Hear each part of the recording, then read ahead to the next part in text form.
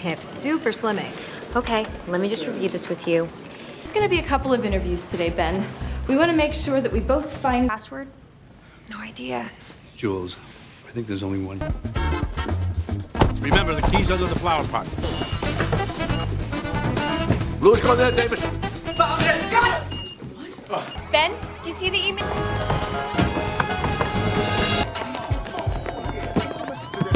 Every time I come through, this motherfucker is always. Hold on, I'm not in! I'm not in! I'm not in! I'm in! Film dimulai dari seorang pensiunan percetakan buku telepon bernama Ben.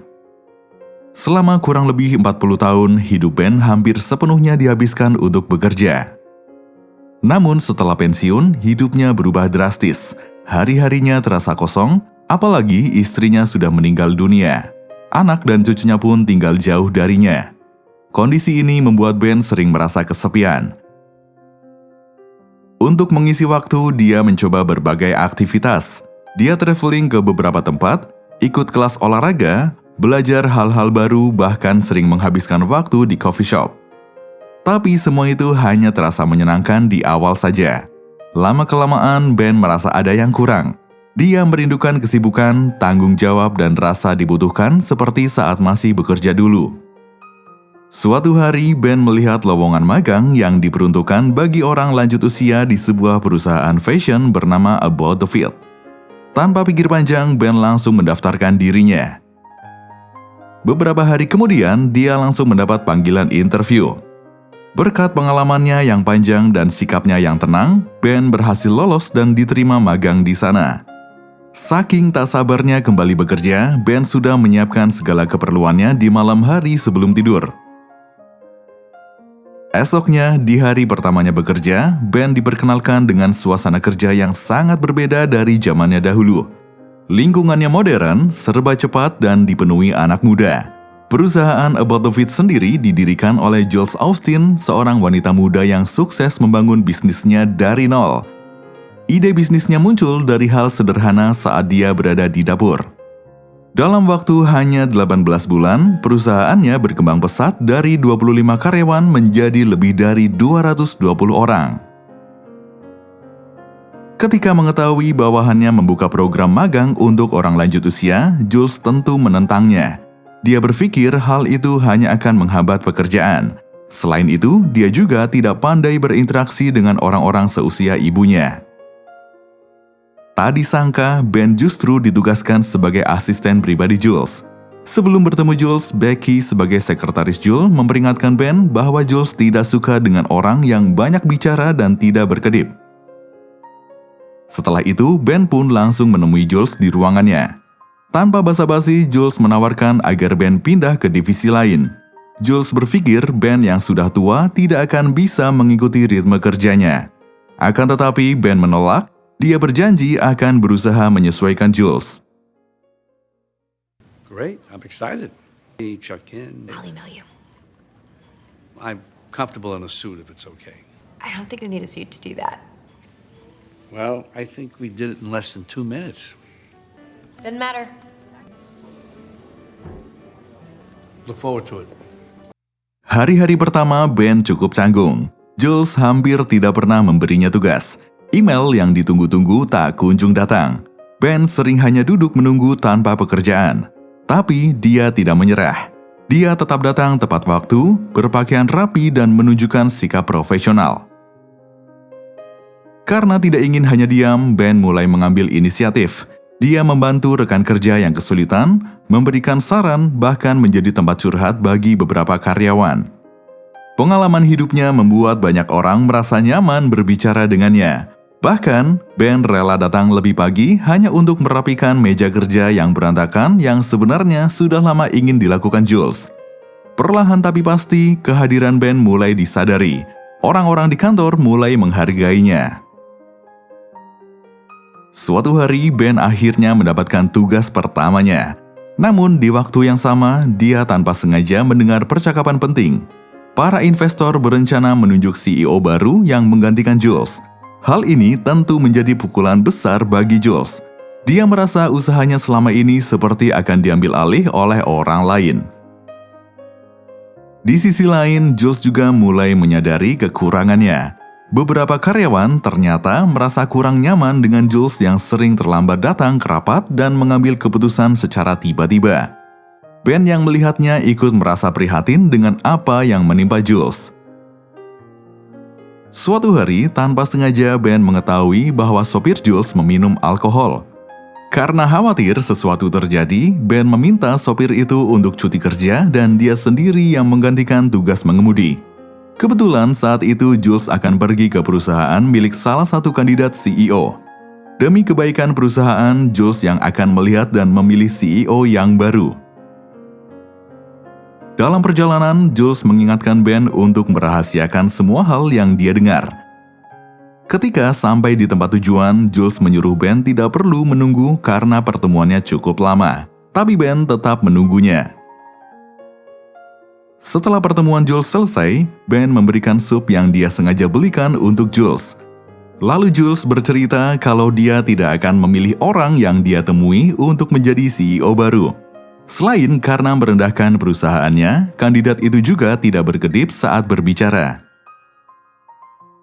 Sesampainya di rumah, Jules berterima kasih atas semua kebaikan yang telah Ben berikan. Ben juga mengatakan kekagumannya pada Jules yang tidak pernah menyerah dengan keadaan. Jules disambut oleh suaminya, Matt, dan putri mereka, Paige. Matt adalah sosok suami yang sangat mendukung. Bahkan dia rela meninggalkan pekerjaannya untuk fokus mengurus rumah. Namun di balik semua itu, Jules menjalani hidup yang sangat melelahkan. Dia jarang tidur cukup dan selalu memikirkan pekerjaan. Meski begitu, Jules selalu berusaha meluangkan waktunya untuk anak dan suaminya walau hanya sekedar mengobrol sebentar. Keesokan paginya, Ben datang untuk menjemput. Jules pun mengajak Ben untuk sarapan bersama. Paige tampak langsung akrab dengan Ben. Tapi di saat yang sama, Jules merasa tidak nyaman karena Ben terlalu perhatian. Selesai sarapan, mereka langsung berangkat ke kantor. Diam-diam, Jules meminta agar Ben dipindahkan ke divisi lain. Seiring waktu, Ben justru semakin menjadi sosok penting di kantor. Banyak karyawan datang kepadanya untuk meminta saran, baik soal pekerjaan maupun kehidupan pribadi. Pengalaman panjang Ben membuatnya menjadi figur yang dihormati. Malam itu, Ben dan Jules masih belum pulang di kantor. Ben bercerita pada Jules bahwa kantor tersebut dulunya adalah tempat dia bekerja selama puluhan tahun. Setiap sudut ruangan mengingatkannya pada masa lalu. Dia merasa seperti kembali ke rumah. Saat Jules mengetahui Ben sedang mencoba membuat Facebook, Jules bertanya untuk apa. Ben berkata lebih baik terlambat daripada tidak sama sekali. Jadi Jules pun membantunya. Saat ditanya siapa sosok yang menginspirasinya, Ben tanpa ragu menjawab Jules. Dia mengagumi ketangguhan dan semangat Jules yang belum pernah dia lihat sebelumnya. Ben kemudian menjadikan Jules sebagai teman pertamanya di Facebook. Lalu Ben mengantarkan Jules pulang ke rumah. Crazy about Harry Potter. Matt loves Harry Potter too. Oh, man. I think we should just stay single then. I'll be friends with the other interns. They'll show me how to do it in the morning. Okay. Good deal. You done? It was nice to have an adult conversation with an adult man. Besoknya, Jules kaget karena Ben sudah dipindah ke divisi lain. Meski itu perintahnya, tapi dia menyesal telah memindahkan Ben. Karena merasa bersalah, Jules meminta maaf pada Ben dan meminta Ben kembali bekerja dengannya, bahkan memberikan posisi yang lebih penting setara dengan Becky. Hal ini membuat Becky sempat merasa tersaingi. Becky merasa selama ini sudah melakukan yang terbaik, bahkan mengorbankan jam tidurnya. Untungnya, Ben berhasil menenangkan situasi dan menunjukkan bahwa Becky bisa berbagi beban kerjanya itu dengannya. Setelah sering dipandang sebelah mata karena usianya, akhirnya Ben bisa membuktikan pada Jules dan karyawan lainnya bahwa kemampuannya tidak kalah saing dengan yang muda. Hari berikutnya, Jules yang muak dengan sikap ibunya kemudian menumpahkan semua keluh kesahnya ke dalam email. Namun tak sengaja email yang seharusnya dikirim ke Matt justru dikirim ke ibunya. Jules pun jadi sangat panik. Dia takut ibunya membaca itu dan terjadi sesuatu. Akhirnya, dia memerintahkan karyawannya menyelinap masuk ke rumah ibunya untuk menghapus email itu. Untungnya, misi mereka berhasil dilakukan dengan lancar. Untuk merayakan kesuksesan itu, Jules mengajak mereka untuk minum-minum. Jules yang merasa senang tanpa sadar minum cukup banyak hingga akhirnya muntah. Dengan sigap, Ben menolong dengan memberikan sapu tangan. Ben selalu membawa sapu tangan kemanapun karena menurutnya sapu tangan bisa meredakan lara seseorang. Di tengah kesibukan, kehidupan Ben juga berkembang. Dia mulai menjalin hubungan dengan Fiona, seorang wanita yang dia sukai sejak awal bekerja. Hari selanjutnya, ketika Ben menjemput Jules, dia melihat Paige menangis karena tidak ada yang bisa menemaninya pergi ke pesta ulang tahun temannya. Kebetulan Matt saat itu sedang demam. Merasa tidak tega, akhirnya Ben menawarkan diri untuk menemani Paige. Tak lama kemudian, Paige merasa tidak enak badan dan akhirnya Ben membawanya pulang ke rumah. Di perjalanan, Ben melihat Matt sedang bermesraan dengan wanita lain. Ben sangat kaget di saat Jules bekerja keras untuk keluarga dan perusahaannya, Matt dengan tega berselingkuh. Tapi karena Ben tidak ingin mencampuri lebih dalam urusan pribadi Jules, dia memilih diam. Ketika Ben sampai di rumah Jules, Matt juga sudah kembali di rumah. Matt yang terlihat lebih bugar beralasan badannya sudah lebih enak setelah beristirahat. Selanjutnya, Ben dan Jules melakukan perjalanan ke San Francisco untuk bertemu dengan kandidat CEO yang lain. Selama penerbangan, Ben menyarankan Jules agar sekali-kali tidak memikirkan pekerjaan. Singkat cerita, sesampainya mereka di hotel, Jules meminta Ben menceritakan kenangannya bersama mendiang istrinya. Ben pun bercerita bahwa mereka sudah menikah selama 42 tahun dan selama menjalani rumah tangga, istrinya tidak pernah sekalipun berubah hingga tanpa sadar mereka sudah menua bersama. Cerita itu membuat Jules merasa iri. Jules kemudian mengungkapkan bahwa dia sebenarnya sudah mengetahui perselingkuhan Matt. Meski tahu itu salah, dia merasa sulit untuk mengakhiri pernikahan mereka karena semua kenangan yang telah mereka bangun bersama. Jules yakin di lubuk hatinya Matt yang paling dalam, Matt masih sangat mencintainya.